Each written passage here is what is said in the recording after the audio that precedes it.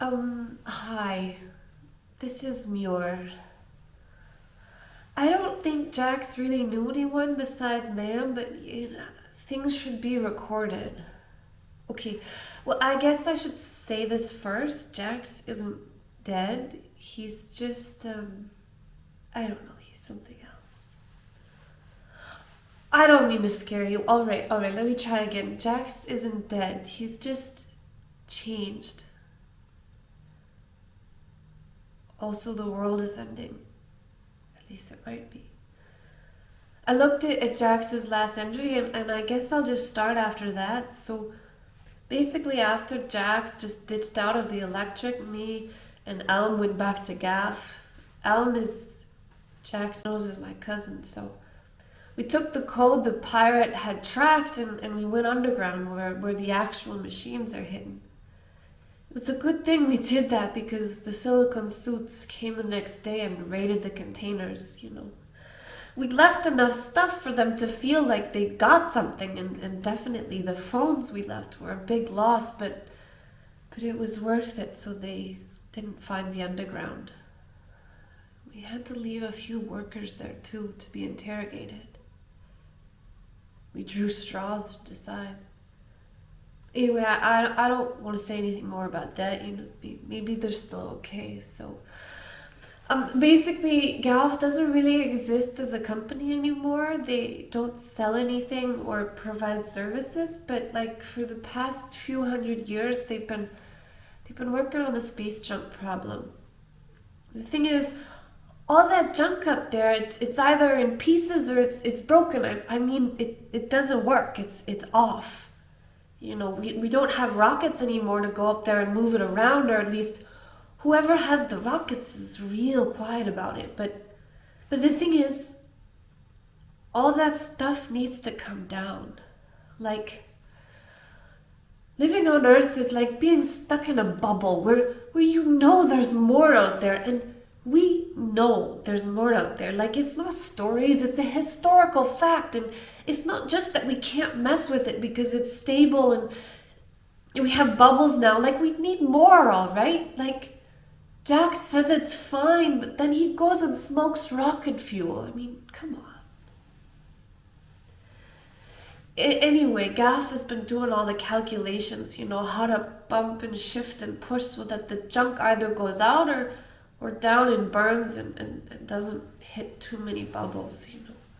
They'd figured it out in theory, but like it was all for nothing because they couldn't move any of those dead satellites up there. It's funny using the past tense.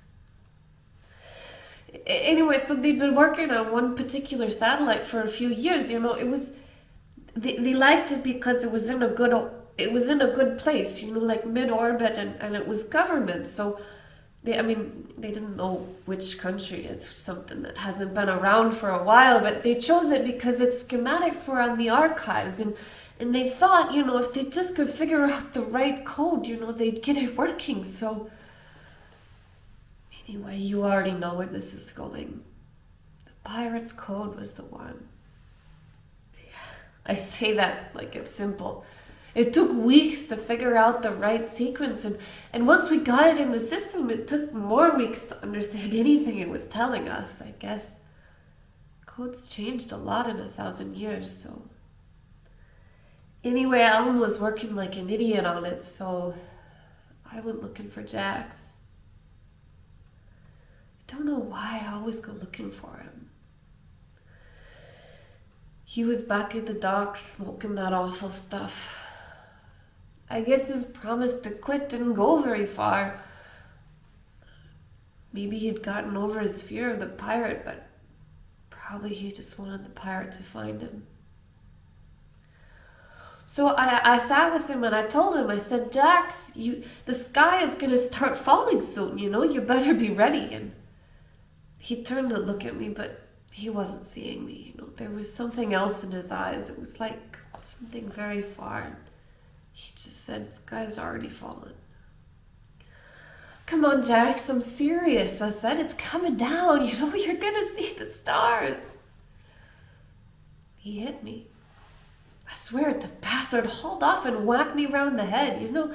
He started shouting, going off like a maniac, you know, who cares about the damn stars, like raving about the pirate. Lunatics, but he obviously was one, you know. I just let him shout. Then I put him to sleep on a safe bed. He's never been right since Dax died, but this was something different. I'm afraid the pirate just broke him. I almost wish he'd just disappeared like the others, you know? It would have been easier. Anyway, I heard some of the school kids, you know, gossiping when I was laying him down. They said he was so crazy, probably the wormhole that went to the Nebula mines in the stories was real and spat him out.